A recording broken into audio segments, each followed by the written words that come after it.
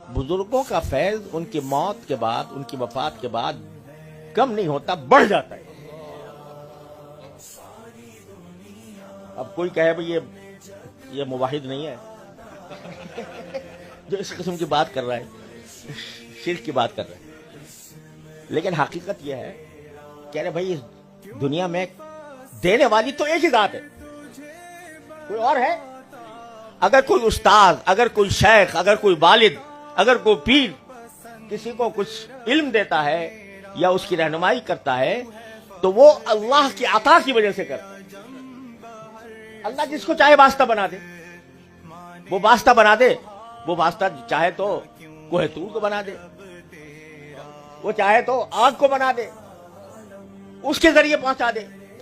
वो जिसको चाहे वास्ता बना दे, वो वास्ते के जरिए आता फरमाता है। वास्ता जिसको चाहे बना दे, वो जिंदा को बना दे या मुर्दा को बना दे। तो इसलिए अल्लाह तबारक व तआला की तरफ से जो फैज है वो अल्लाह ही का है। अता है, मोती हकीकी सिर्फ एक है, और जो कोई है वो उसने वास्ता बना दिया।